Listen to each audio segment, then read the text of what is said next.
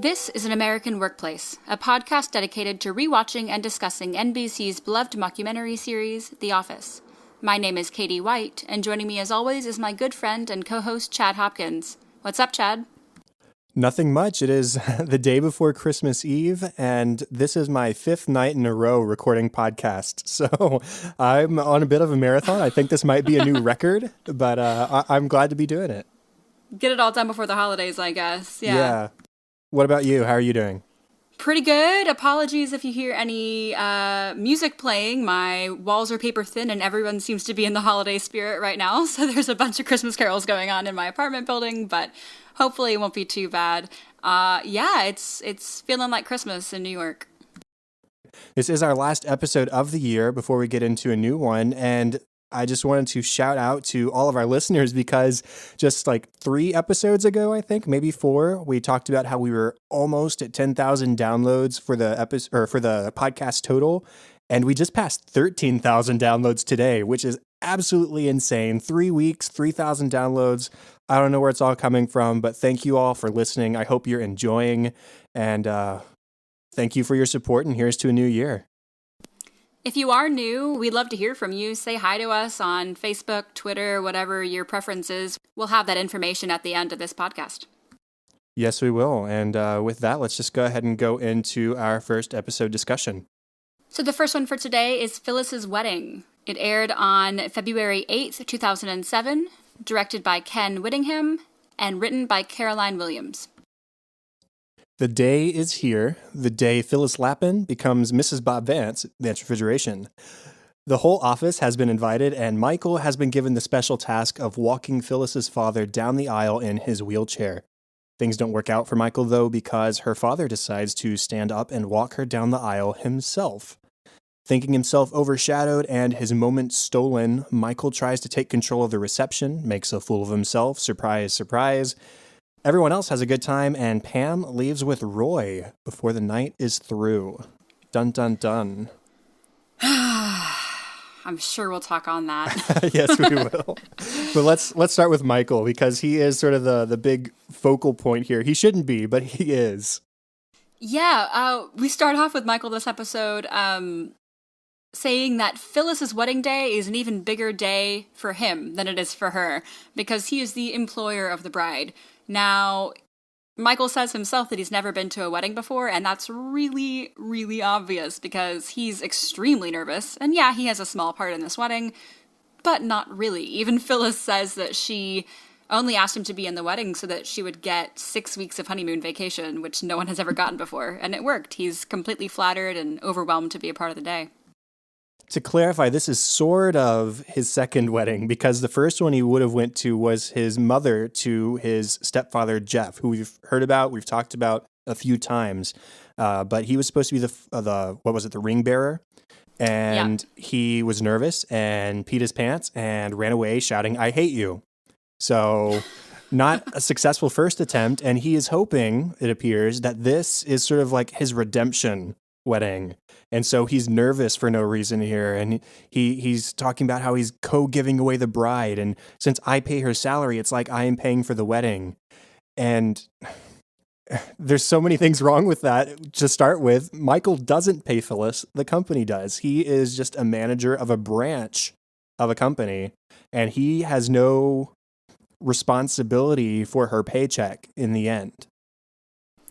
Yeah, that's right. And his involvement in this day is really very, very little. And he makes himself so present in every single aspect of the day. He's in Phyllis's bridal room before she walks down the aisle, which is just hugely inappropriate. That's generally, the mother of the bride if she's around, the bridesmaids, the bride, obviously, and no men. And definitely not your boss if you're not, in the bridal party. And he is in there just being super inappropriate, talking about how he threw up already today because he's really nervous, and asking Phyllis about, if she needs any advice for her wedding night, and just, you don't need to be in there, Michael. No, and apparently he's even so nervous that he, as he says, breaks wind while talking to Phyllis and tries to blame it on her. He tells the story about that first wedding he went to, how he ran away, and he says, I will be better this time. This is me improving. And so the wedding goes on. He's pushing her father, Elbert, down the aisle, and he stops it and stands up so that he can actually walk his daughter down the aisle. And that's a beautiful moment. That's like everybody stands up and cheers. People start crying. That's that kind of moment. That is awesome, because who knows the last time this guy walked? But Michael hates it and thinks of it as him overshadowing him, and even tries to sit him back down. He says, no, you don't need to do this. It's like he perceives it as his moment. He says this was going to be the highlight, but now the wedding has no highlight. And so he throws like a tantrum, and he takes a wheelchair and he like drags it down the aisle and makes as much noise as he possibly can. And then he joins the groomsmen. And at first I was like, well, maybe he's supposed to be with them and he's just sort of cutting in line to be a little bit closer and make himself more present. But no, I don't think he's even supposed to be standing up there, because there are, I think there were 4 bridesmaids and 4 groomsmen, if I remember correctly. And the groomsmen were all wearing flowers on their jackets, and Michael doesn't have either of those. So he just like squeezes himself up onto the altar and gets himself on the way, all because he thinks he was upstaged. He does it again in the photographs. So the ceremony's over, the bride and groom and the bridal party, groomsmen, they're all taking photographs. And I love that scene with the photographer where he says, okay, everybody out of the frame this time, just bride and dad. Oh, and the sisters. Oh, and this bridesmaid and that one and you. And everybody but Michael, basically. He just kind of is trying to be really cautious about not saying, hey, you, get out of the photo. But Michael's putting himself in all of these family photos, just, typical Michael fashion, inserting himself where he does not need to be. And he even starts trying to take control of the ceremony itself. He tries to announce, for the very first time, Mr. and Mrs. Bob Vance. But he says it after Phyllis says, I do, but Bob hasn't said it yet. And so he everybody just sort of stares at him quietly like, well, that was awkward. And he curses and gets back in the groomsmen line. And then Bob says his vows and says, I do. And Michael tries it again, and everybody applauds, but it's not for him. It's because these people just got married. It's on and on. I mean, he is making a fool of himself constantly during this day, and eventually gets himself kicked out of the wedding when he tries to make a toast, which, first of all, would have been a really bad toast to begin with, because he decided to only use introductions to a toast and not any actual content. He just introduces himself about 6 times, and they get progressively more inappropriate. And he and Phyllis went to high school together, actually, which is something we haven't talked about, I guess. I think we've mentioned it a couple of times. Yeah, we may have. But yes, he knew Phyllis in high school, and so he decided that all of her best friends and family needed to know that in high school she apparently had the nickname Easy Rider. He decided to let all the world and God know that at her wedding, and he gets himself kicked out. He leaves with, I hate you, which is exactly the thing he says when he leaves the wedding with his stepfather and mother. So things didn't fare any better for him here. And it's just because he tried so hard and he put himself in places he shouldn't have been. And thankfully, at the end, he sort of hangs around outside, even though he has been kicked out. And he realizes that the wedding wasn't about him. He does, in fairness, apologize to Phyllis as they're making their way to the car. And he says, I just wanted this to be a great day for you. And of course, at that point, he'd sort of, quote, found Uncle Al, who we might mention here in a bit. But it's nice that he does sort of learn his lesson by the end. I mean, he's still very much Michael, and still very much as exuberant and obtuse as he always is. But he does apologize, and I think that's saying something. Phyllis goes so far as to kiss him on the cheek and thank him so much and give him a hug for finding Uncle Al. Maybe not for all of his inappropriate behavior during the day, but she gets her 6 weeks, so hopefully that was worth it. Possibly the other big character of the wedding is Pam, because early on she starts noticing that this is basically a clone of the wedding that she planned but didn't go through with. You look around and you have the wedding invitations, which even, I mean, this isn't Phyllis and Bob's fault, but they have the same initials and they use the same flowers and they use the same food and they use the same dinner mints, and everything is just an exact clone of this wedding that she put together and then canceled. Down to the dress as well. Yeah. Phyllis actually has the same dress that Pam was going to have. I mean, it's an exact copy. At various points during the reception, she interacts with Jim. Jim says, when are we going to see some of those famous Beasley dance moves? And she says, oh, I'm sort of holding back. I'm such a dorky dancer. And he says, that's cute. And she just sort of lingers and stares at him sort of wistfully. And then later, as Jim and Karen are dancing, she's staring on and Jim stares back. And she decides, nope, I've had enough of this. I need to leave. And Roy approaches her. Roy was invited and he has paid the band $20 to play the song You Were Meant for Me by Jewel, which was their song.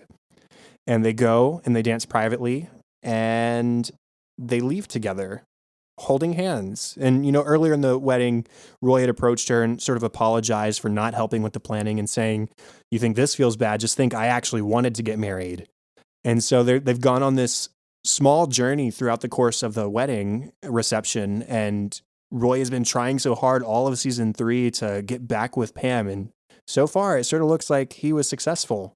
And he even compliments Phyllis's effort for the wedding and says, wow, she did a really great job. This is a beautiful wedding. And then he says, Pam, I don't know if you realize this, but I actually got you this color flower for our prom. And Pam says, you've got to be kidding me. I planned out this entire wedding. This is supposed to be our wedding.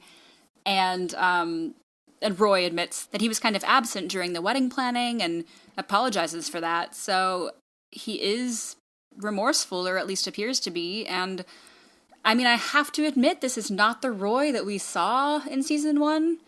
I don't want to side with him yet, but I mean, he's definitely made strides. Yeah, he certainly hasn't been as callous as he was in the first couple of seasons and as sort of flippant of Pam and her interests and anything like that.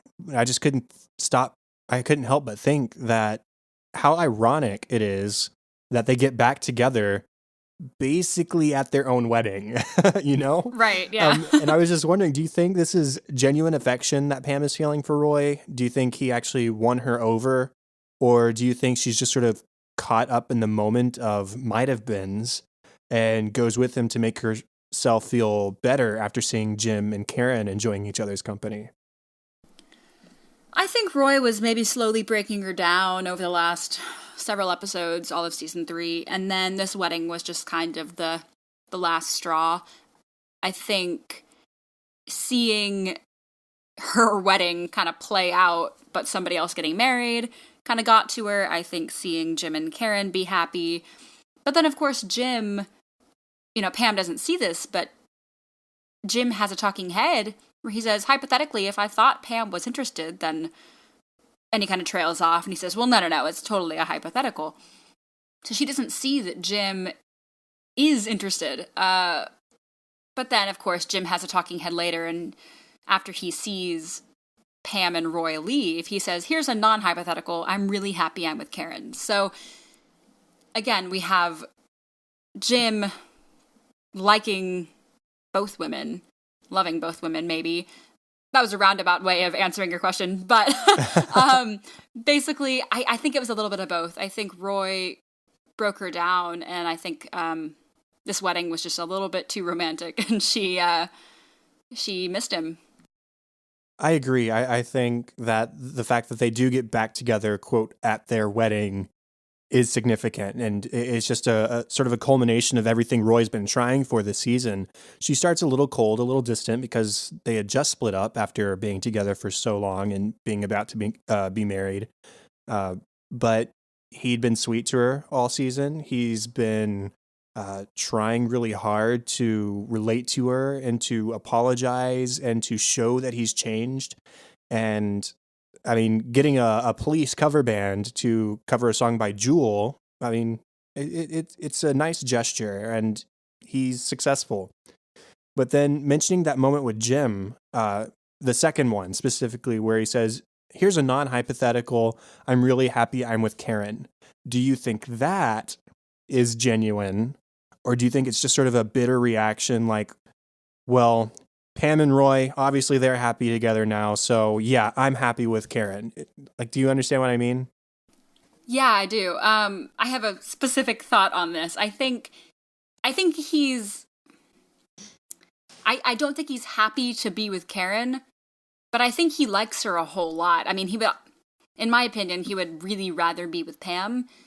But if he can't have Pam, Karen's great, and he likes Karen a whole lot, and she's fun, and they get along really well. But I don't think... I mean, she's not his first choice. I think that comment was definitely spurred by seeing Pam and Roy leave together. I'm trying to get into Jim's mindset in that moment because to me, he's gone through this whole ordeal. He starts off in Scranton. He likes Pam a whole lot. She turns him down when he finally shares his feelings. And he's been watching her almost in this emotionally abusive relationship. And he thinks he would be so much better, and she still turns him down. So he leaves. He goes to Stanford. He meets somebody else. And over time, after finally putting Pam in his past, he falls for Karen, right? They go back to Scranton, though, and all of a sudden Pam's back in his life. She called off the wedding. They're starting to form this relationship again, only for him to be denied again by her feelings for Roy. And so it just feels like a slap in the face if I'm trying to think the way Jim is thinking. Even if he is with Karen in this moment and Pam doesn't think she's hurting him, or maybe she does think she's hurting him. It's just, I don't know, but that hurts. That's a rough thing that Jim has gone through. I find myself wondering if Pam knows that Jim still has feelings for her. Because I don't know if he knows that she has feelings. I don't know if Pam knows that he has feelings. I'm sure that would change things if she knew that Jim cared for her still, but I don't know that she does.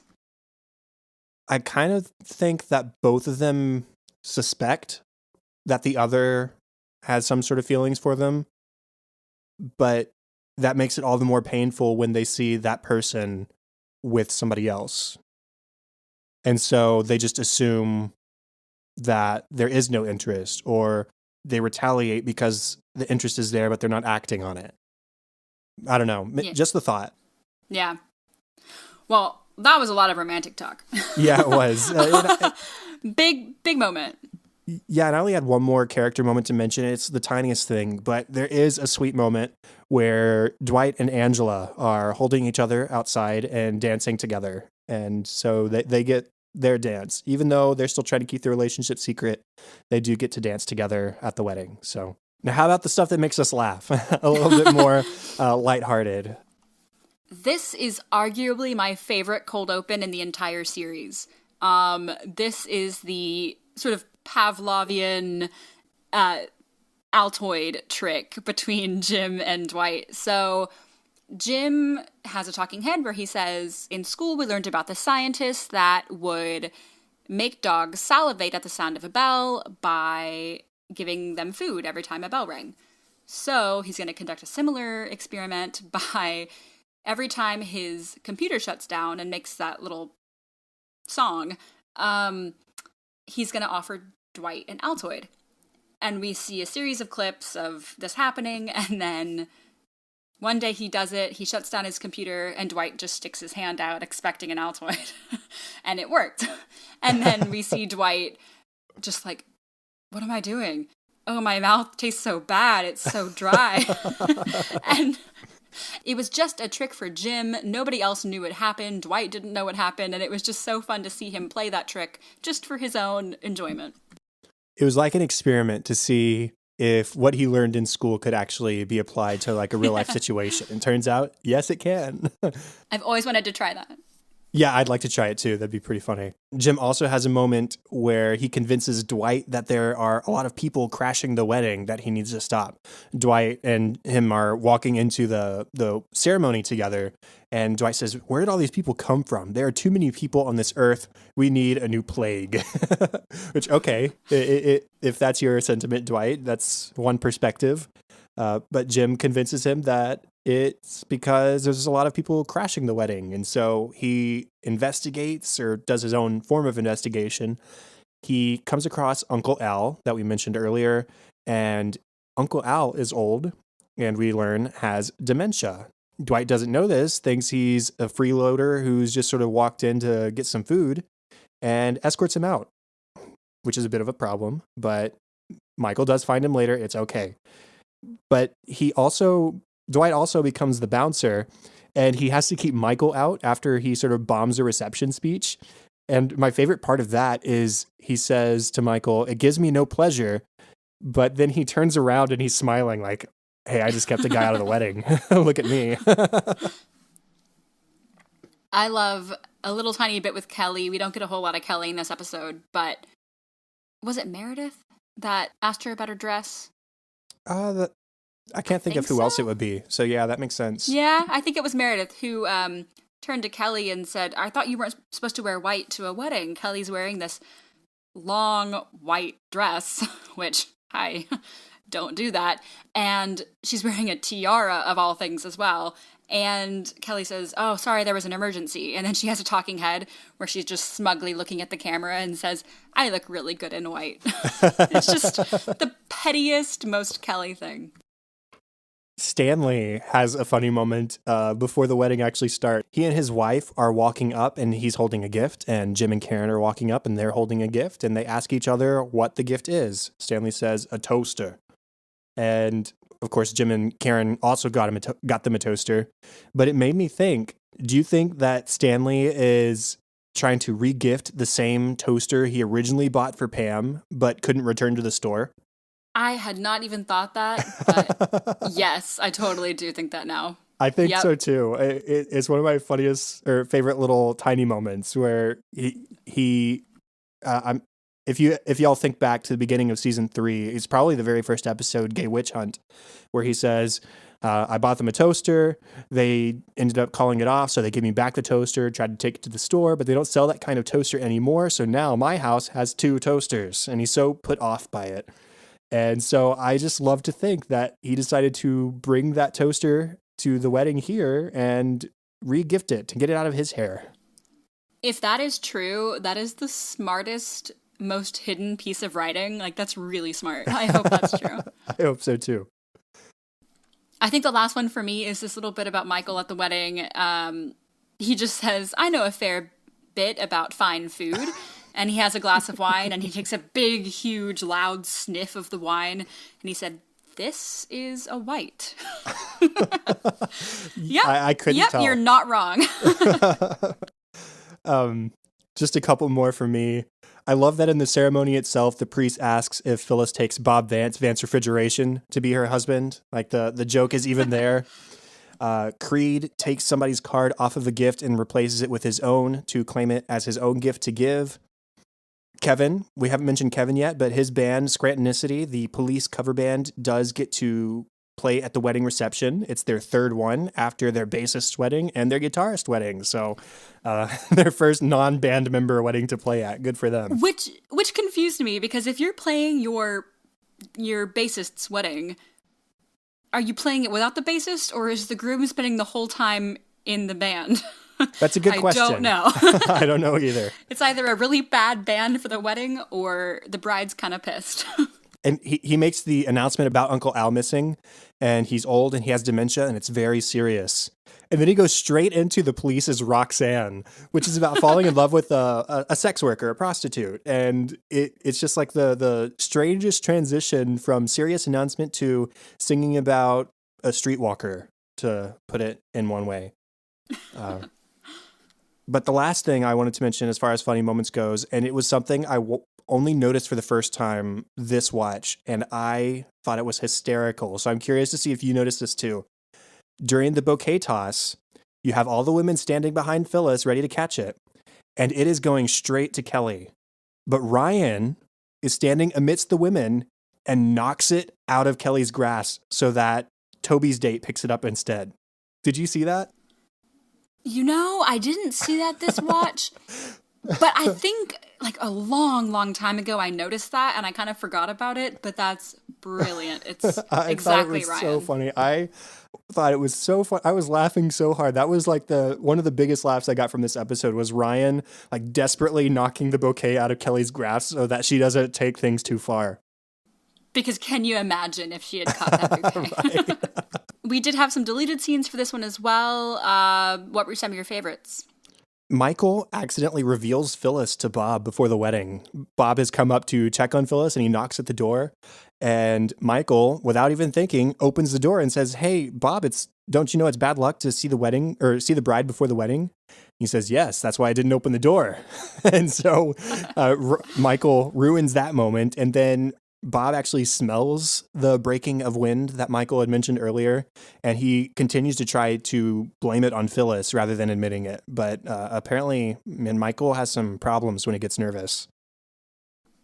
Kevin has a talking head interview where he discusses the women that he has proposed to. Apparently, there have been 4. Is that right? Mm-hmm. And that Stacy, who is now his fiance, is the second best of the people that he proposed to.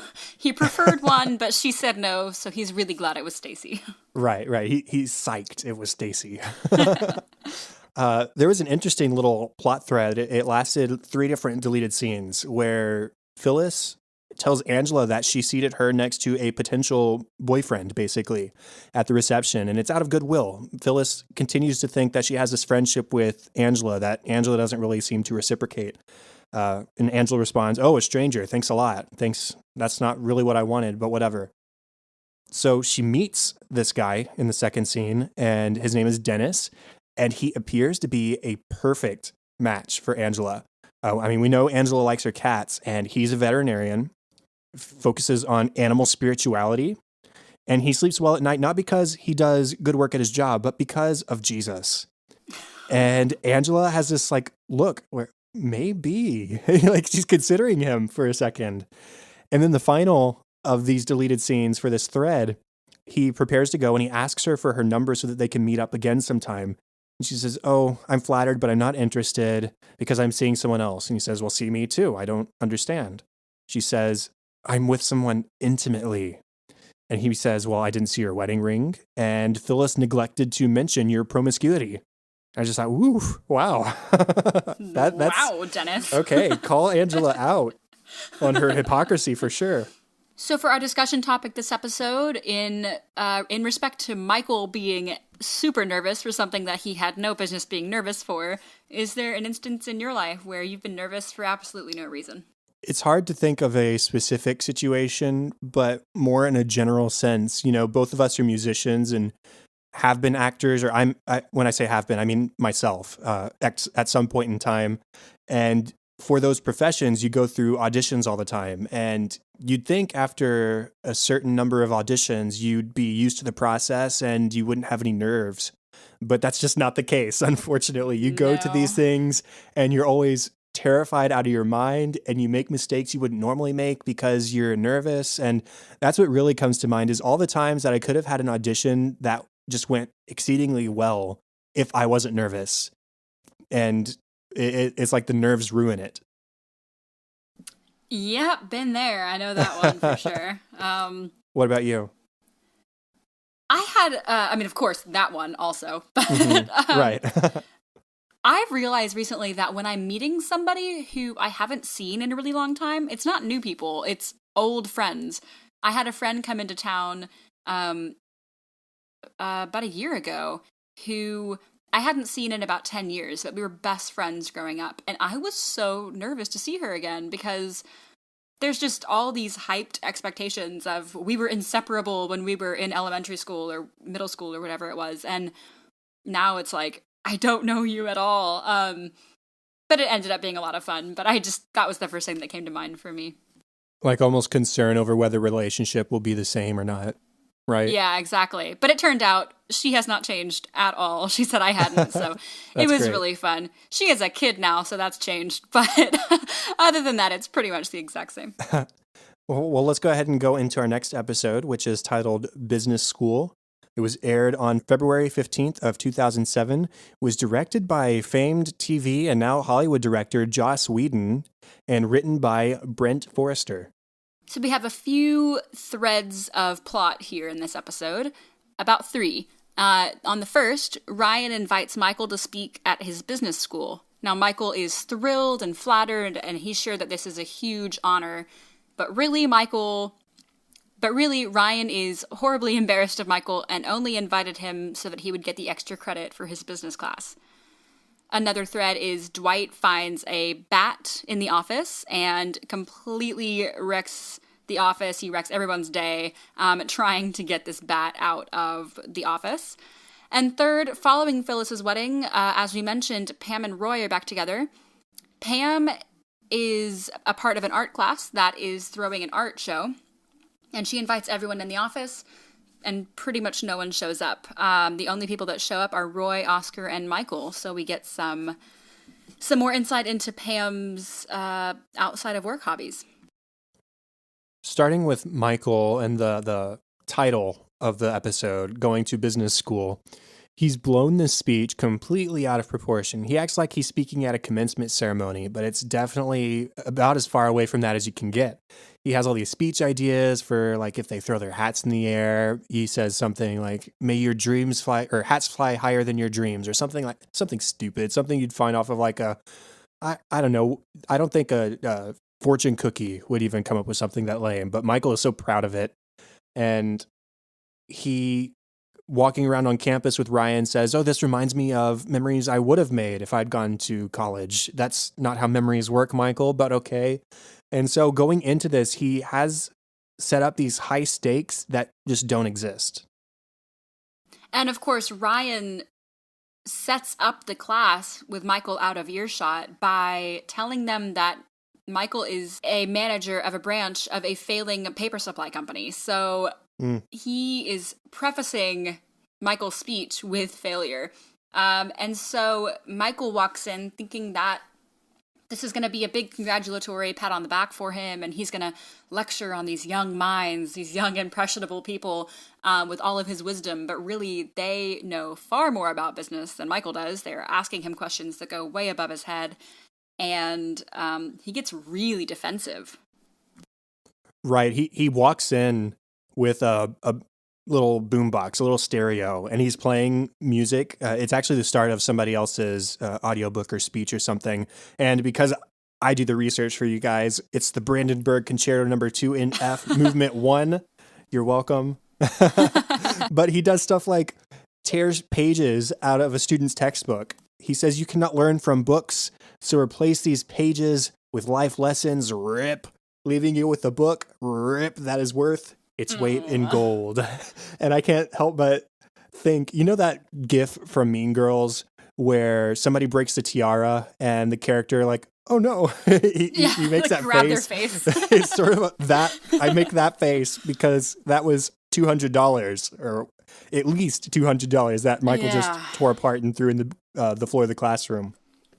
And it's all on that guy's face. When he hands him back that book, which is pounds lighter, you just watch that kid's face melt because that's his textbook.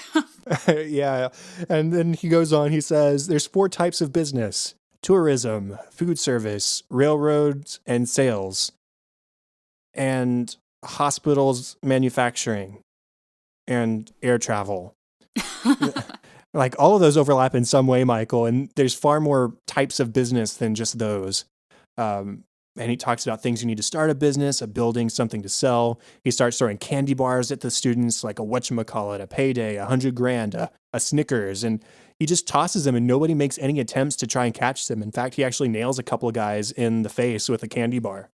The first question he's presented with is, how have you adapted your business model to go into a more computer reliable world, or something to that effect? And he says, well, I'm not worried at all because you know what? Real business is done on paper. computers are good for playing video games and doing stuff like that, but real business is done on paper. Write that down. And the camera pans to the entire class lecture hall that is typing what he just said to write down. Nobody's using pencil paper. Everybody's using a laptop. So it's like it completely invalidates what Michael just said.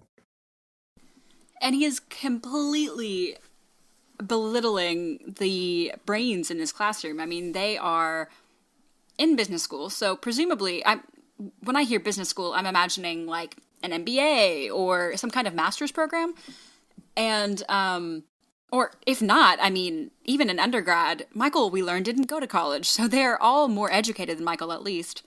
And he is treating these business school students like they don't even know how to run a lemonade stand. I mean, he's talking about profit, and then he says, that's a fancy word for money. Yes, they know. And he says, he's talking about sales as if you're explaining to a 5-year-old how to run their lemonade stand. It's just horribly embarrassing. And here's our catchphrase, Michael being Michael. He finds ways to be racist, even in this situation. He uses an offensive term for Polish people at one point towards a student in the class. And then he starts getting defensive and says, you stand here on your ivory tower. And he turns his head and looks at the teacher, who's a black guy, and says, and your ebony tower. I mean, come on, Michael, this didn't have to be about anything aside from talking business. You're barely talking that. And now you're insulting people. And it's just, come on. I feel for Ryan, even though I don't like him very much. I feel for him because Michael, this was a lot worse than he could have pictured it being. At the start of the episode, Ryan says, I wanted to bring my boss because you automatically get bumped up a full letter grade if you bring in your boss. I'd be stupid not to do it, right? Well, it didn't go too well, did it, Ryan? Ugh, and I found myself wondering if that would have been worth it. I honestly don't know. I mean, a whole letter grade sounds tempting, but Michael Scott might not be worth it. Well, there are consequences for this. First, amidst all of the frenzy of him getting asked these questions that he can't answer and seeing himself as being betrayed by Ryan, we see Michael's dedication to Dunder Mifflin. Yes, they have stiff competition. And yes, the future looks rough in regards to paper versus computer usage. But Michael says Dunder Mifflin is the big picture, and he's not going to give up on it. And I do admire that about him. In the car ride back, he's quiet as Ryan's driving him, and he's saying, it wasn't personal. Michael says business is always personal. It's the most personal thing in the world. And it's not. But Michael himself is personally invested in Dunder Mifflin and his time spent there and his future there. And I really admire how dedicated he is to this company, even in tough times. I agree with that, and I do admire him for that, and I also kind of feel bad for him because that's all he has is Dunder Mifflin. Mm-hmm. He doesn't have much of a family. He doesn't have close relationships in his life, at least not healthy ones, but he has Dunder Mifflin, and he is in charge of this little branch, and he's dedicated everything he has to it. And the consequences I mentioned, he tells Ryan to pack his things, and you wonder, is he really firing Ryan over this? The boy he's had a man crush on since the first episode, but he's not firing Ryan. He's moving him to the annex with Kelly. Worth noting, I'm pretty sure this is the first time they've actually called that space the annex in the show, so there's that. But he tells Ryan a good manager doesn't fire people. He hires people and inspires people. People will never go out of business. And like I said, I admire Michael because he is in it, maybe wrongly, for the relationships and for the friends that he makes. And that's what makes him so endearing in times like these, when he can be offensive, he can be obnoxious, he can be too much, but Michael is always in it for the relationships with those around him. So moving on to Pam and her art show. So she has spent the whole day before at the office kind of advertising for this art show. She tells pretty much everyone, and no one seems to take any interest in it, except for Toby, which is really funny. His daughter is in a play that night. We know he has a very young daughter, and he is so enamored with Pam that he is considering skipping out on his daughter's play to go to Pam's art show. And Pam says, no, you can't do that. Go to your daughter's play. It's totally fine. And he says, well, it's important to support local art, and what they do is not art. She's a kid. She's in elementary school, or maybe even younger than that. No, it's not super thoughtful art, but you gotta go. Yeah, you do. It's your daughter. He says, maybe one of the other parents will videotape it. No, you need to be with your daughter, Toby. It's sad because I feel for Pam. You know, she's just gotten back with this guy who did treat her terribly. He's trying, to both her credit and his. He says he's going to go to that art show. He said he wouldn't miss it for the world. They're already back to I love yous, and I couldn't help but think that was maybe a little bit premature, just considering their history, but also considering their history, it does kind of make sense too. It's just the way things are. But she wants other people besides this guy who feels obligated to go. He doesn't necessarily want to go. He feels obligated to go because they're back together, right? And she's wanting to get people she works with, people she sees every day, to go support her as well. And Kelly is the first person we see her telling about it, and she doesn't seem all that interested in it. And then she tells Kevin, I think, later, and he doesn't seem all that interested in it. Toby is the only one that's expressing interest, but I mean, it's Toby. He's a sweet guy sometimes, especially to Pam, but it's Toby. So I feel for her, especially when nobody does show up except for Roy and his brother. And he says, your art was the prettiest art of all the art. Well, thank you for that high praise. And then Oscar, who shows up with Gil. Yeah, so Gil and Oscar are standing in front of Pam's display and start talking about it. And little do they know, Pam is right behind them. And Gil starts saying that he doesn't like the art because real art takes courage and honesty, and Oscar starts defending her and kind of saying, well, you know, those aren't Pam's strong suits, but her art's pretty. And Gil says, yeah, exactly, those aren't her strong suits. That's why this is motel art. And Pam kind of hears all of this, and that on top of no one she really cares about being there, she is not happy. And Roy even points out that nobody from work is there, and he thinks it's cool. He's like, yeah, it's an art show, and nobody from work is here. Pretty cool, right? She says, yeah, cool, whatever. And then he doesn't stick around. He says, are you okay with me leaving now? I looked at all of it. Sure, okay, fine, go ahead. She's put out, but I mean, what's she going to do? Just argue with Roy and keep him there? Maybe she should have, but he leaves anyways. And then saving grace for the night, Michael shows up. And this is one of my favorite scenes from the whole show.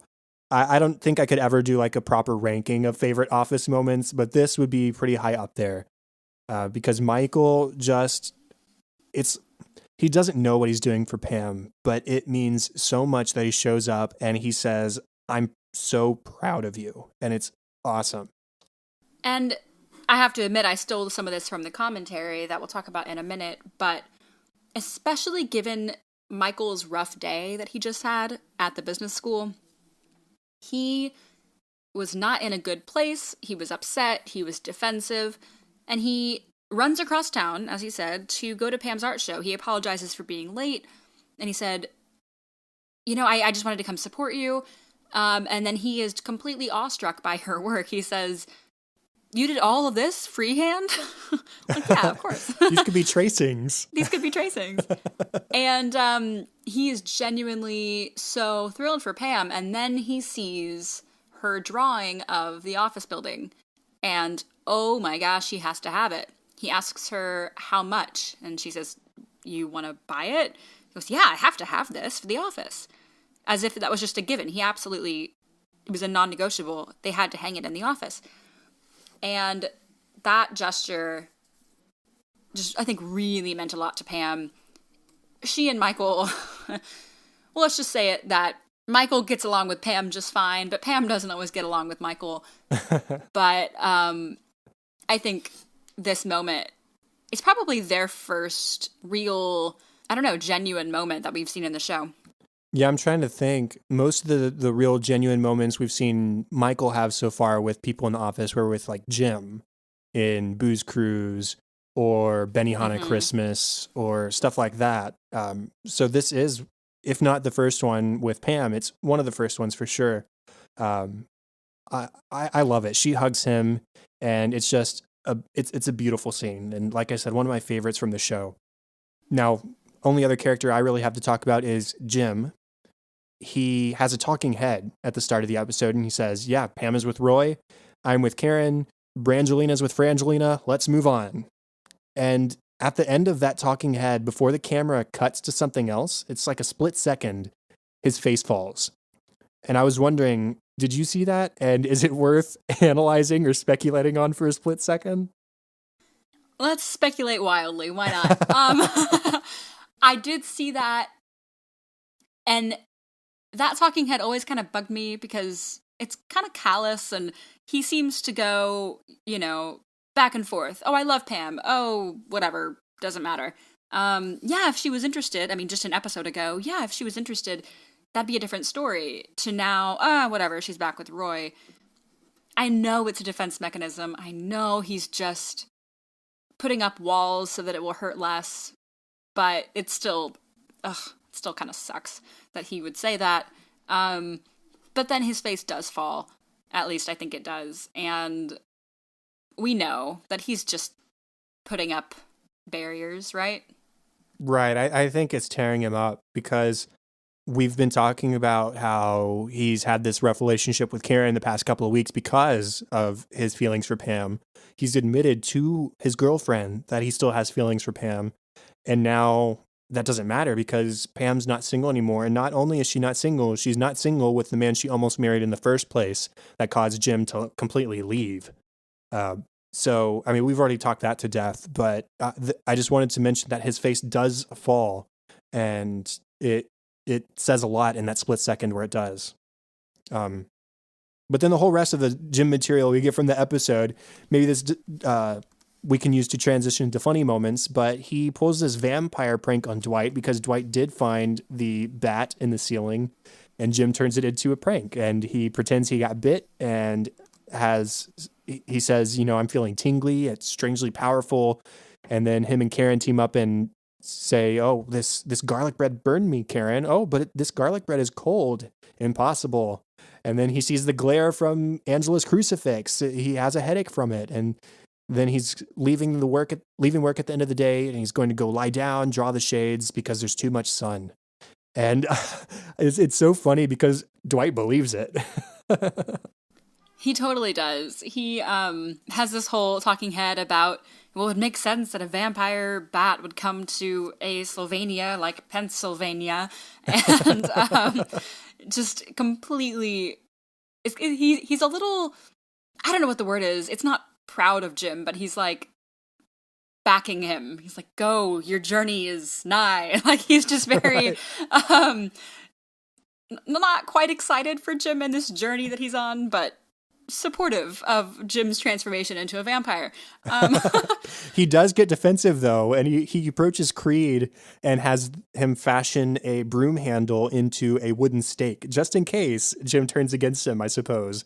And there at that ending when Jim says goodbye to Dwight, we see that Dwight was holding this, and he had the pointy end sort of hidden, but he was definitely holding a very sharp broom handle prepared to attack should things go south. There was also, of course, the whole bat thing, which we didn't talk a whole lot about, but basically Dwight finds a bat in the ceiling of the office right above Pam's reception desk. And the whole day there is spent just trying to capture this bat. Now, animal control is supposed to come at 6 o'clock at the end of the day, but Dwight, of course, cannot wait that long. And so at first they trap it in the conference room, but it gets out as they're trying to capture it, and then they capture it in the break room. Now, the restroom of the office is through the break room. You have to go into the break room to go to the office, or to go to the restroom. And Meredith is in the restroom when they trap the bat in the break room. So she now cannot leave without confronting this bat. And so Dwight, in an effort to capture this bat, as Meredith is exiting the restroom, he throws a trash bag over Meredith's head, which also contains the bat. And it's this whole violent struggle between the Bat, Dwight, and Meredith, and I thought he was going to suffocate her. It's pretty funny, though. It is pretty funny. Most of my funny moments for the episode did come from the whole Bat situation. At the very start, when it first gets out, you hear Angela, she's lying on the floor, and she says, "God, this is Angela Martin. Please don't let that stupid thing come anywhere near me." And then she has a talking head shortly thereafter where she's wearing like this plastic hood. And she says, "Poop is raining from the ceilings." Poop. Like it's the worst thing she could possibly imagine, or that it's literally raining poop rather than just the slight droppings that it actually was. There was also just one last one for me, a talking head with Michael, where I honestly forget the context, but it was towards the beginning of the episode where we learned that Michael's teacher was a pedophile. Mr. Handel was his teacher, and Michael says he was so cool, he'd hang out with us. He actually hooked up with one of the students, and then his demeanor kind of changes. He says, well, and then like 12 others, and then like 12, and then like 12 others came forward. It really ruined the 8th grade for us, which, it's like he was just realizing that this was inappropriate. Stanley just straight up leaves when the Bat gets loose. He walks out the door with his jacket over his head, just says goodbye, and we don't see him at all the whole rest of the episode. And then there's a moment where Kelly, Creed goes to the closet and grabs like some spray to help get rid of this Bat. And Kelly says, "Don't hurt the Bat. It has feelings and a family." And then when Dwight lets it out of the conference room to try and catch it, she cowers and screams, "Kill it, kill it, kill it." It's an immediate turn as she is actually swooped down upon by this Bat. And just 2 more quick things that don't relate to the Bat necessarily. We get Dwight's advice from Michael, which is don't be an idiot. He says, whenever I'm about to do something, I think, would an idiot do that? And if they would, I do not do that thing. And then in relation to Jim's vampire story, vampire transformation, he says, I don't have much experience with vampires, but I hunted werewolves once and I shot one. But by the time I got back to it, it had turned back into my neighbor's dog. To which I had to say, I don't think Dwight understands werewolves because werewolves, at least in fiction, don't come from dogs. And I think that line is so funny, especially after listening to the commentary and learning that it was originally written, the werewolf had turned back into my neighbor. And Rainn Wilson said in the commentary, it's like, yeah, that probably would have been cut because it's just a little bit too out there. But into your neighbor's dog is a little bit more believable. And it's just a little too real, so they kept it in. Yeah, it was really funny. Now, deleted scenes. What do you got from deleted scenes? So as Michael is preparing to go on his business school lecture, Jim delivers him several business books, including a digest of business terms and a Cliff Notes on economics. And Michael is like, thanks so much. Is there a summary of all these books? And Jim says, yep, these are the summaries of those books. He doesn't even want to read the summaries of the summaries. There's a moment where Creed shows up at Phyllis's desk with something to sign. And Stanley says, she won't be back for 6 weeks. She's on her honeymoon.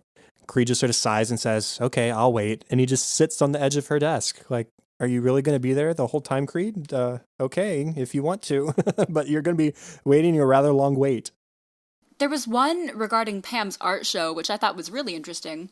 Karen notices a flyer in the break room for Pam's art show and is about to pull it down, but Oscar walks in, so she decides not to. But I was wondering if you thought maybe that meant Karen was jealous of Pam or, mad at the whole Jim-Pam situation.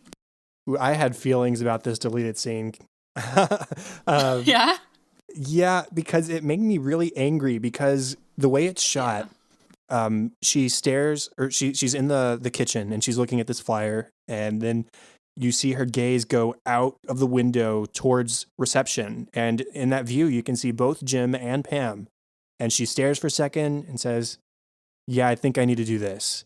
She doesn't say it, to be clear. She thinks it. And you see the moment of resolve. And she grabs the flyer and starts to take it down as Oscar walks in. And so she stops. But then before she leaves, she stares out at Pam again, and I'm trying not to hold it against her because it didn't make the final cut of the episode, but it puts Karen in a little bit of a different light for me because I do think it's a moment of jealousy. I think she knows that if Jim sees this flyer, then he's going to go. Or maybe if the circumstances were a little bit different, if Pam hadn't just started seeing Roy again, then Jim would definitely go.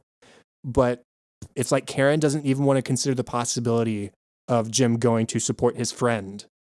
And it makes me angry. Like I said, I'm trying not to hold it against her because I mostly do like Karen, and this didn't make the final cut of the episode, so you could almost say it's not technically canon. It didn't actually happen, but there has to be trust, and that bothers me that she didn't trust Jim for a split second.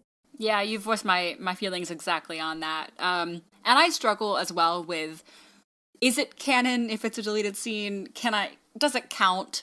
Did she actually? But I feel like it's in the character at that point, and if they included it on the DVD, then I think it's fair game.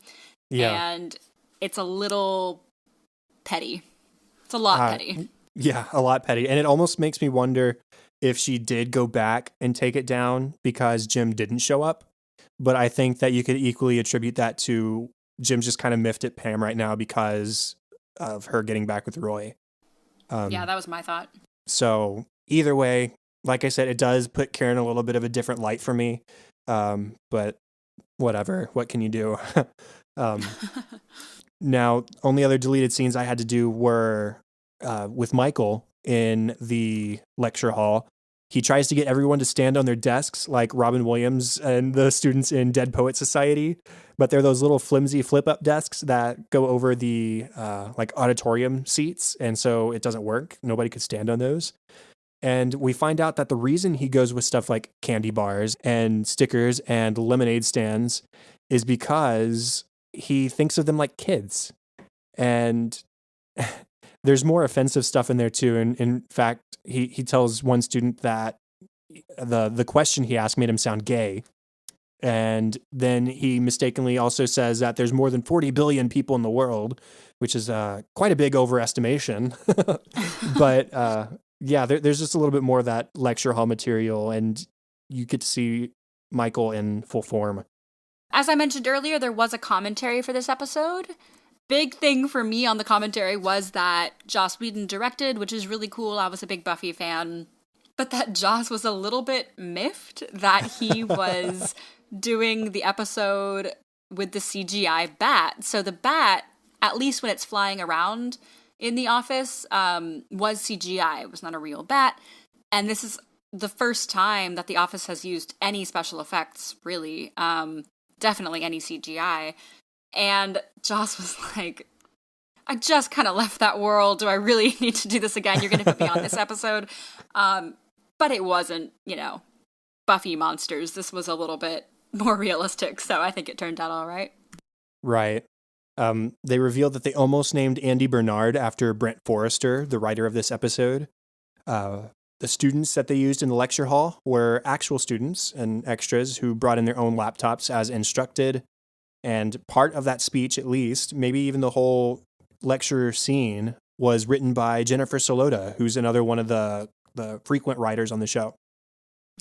Which I did want to say, we have been mispronouncing her name. We finally heard them say it in the commentary. We say Solota, but everyone in the commentary said Solata. Oh, did they? Oh, see, I missed that. Yeah, I've been calling her Solota, so we'll try to correct ourselves. Yeah, for sure. And then I think the last one for me was they talk about the Golden Girls formula, which takes place in a lot of the older sitcoms where you'll have comedy, comedy, comedy, and then at the end they'll have what they call a heart scene. You'll see this a lot in, I think of Full House is the first one I think of, where there's a dad and a daughter and they're sitting on her bed and the dad is telling her to be herself. There's a touching moment towards the end of the episode, and they kind of jokingly, kind of honestly called the Pam Michael scene the heart scene because it was a sweet, meaningful moment towards the end of the episode. So it's kind of the formula for a lot of sitcoms back in the day. They also had a couple of smaller reveals that just are worth mentioning. Jenna Fisher apparently listened to a CD of music that she thought Pam would listen to on her way to work to get into character. So I thought that was pretty cool. Part of the reason they put Ryan in the annex at the end of this episode was so that BJ Novak didn't have to be in the background of so many shots in the office because he is one of the frequent writers. So that allowed him to be in the writer's room more often during production. And then lastly, Mindy Kaling improvised that last scene in the annex with Ryan when he was bringing his stuff back there. The whole, oh my gosh, I won't. All of that was improvised, and it was just a sort of spur of the moment scene. It looks like you have a discussion topic for this episode. Chad, what do you have? I do. How about tell us about a time when you felt down, but someone lifted your spirits? The only thing that really comes to mind, man, it looks like our discussion topics are like somber today. That's cool. I'm thinking of, I must have been in middle school, because who isn't a horribly awkward mess in middle school? I remember I was in the car with my mom, and I was just not disappointed, but I was just in a weird place with myself, and like I thought I was just so weird. And my mom, instead of saying, "You're not weird, Katie," because everyone's a little bit weird, she knew I loved Friends, the TV show, and said, "Okay, but isn't everyone a little bit weird? And doesn't everyone just love Phoebe?" And if you're a Friends fan, you'll know that that's a pretty high compliment. She's totally a weird person, but she's pretty great too. So that was the perfect analogy my mom could have used, and kind of changed my whole worldview about just being unique and being your own person. What about you? The one that came to my mind was when I was in high school, my senior year, actually. It was state marching band competition, which was every other year in the fall. And the previous 2 times the high school had gone, so the year before I started high school and then my second year of high school, both times the band had won first place in the state marching contest. And so I was like, this was my senior year. I was horn section leader. I was band president. And so I almost felt like a sense of responsibility, like we have to continue this. And we came in third, which is still really great in retrospect. But at the moment, it was just like, oh man, it could have been 3 in a row. But it wasn't. But what I remember was when we were getting on or getting off the buses after the fact, our band director, who is the reason why I went into music for my career in the first place, he was shaking hands or hugging every single person who came off the bus and saying, "I'm proud of you." And every single time, even though he was saying it for everybody or to everybody, it felt like it was meant just for you. And he was genuinely proud of us. And I think that it's similar to the situation that Michael and Pam go through in this episode, where sometimes you just need somebody to say that they're proud of you. And it meant a lot in the moment. And I still obviously think back on it sometimes. So there's that. Those teachers are always the best. The ones that talk to you individually, and they teach so many kids, but when they talk to you and make a connection with each student is just really, really special. So to any teachers out there, well done. It looks like that is the end of our 24th episode of An American Workplace. You can contact us on Facebook at facebook.com/workplacepod or at workplacepod on Twitter.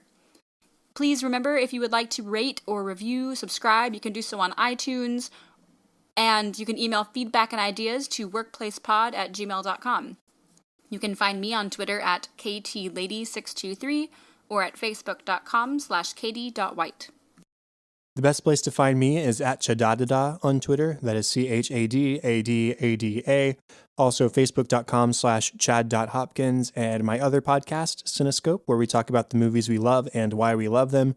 You can find that where podcasts can be found and at thecinescopepodcast.com. Show notes and all contact information can be found at our website, workplacepodcast.com. That's all for this week. Thank you so much for joining us to watch one of our favorite shows, The Office, here on episode 24 of An American Workplace. Make sure to join us in episode 25 for a discussion on the next 2 episodes of season 3, Cocktails and The Negotiation. Bye!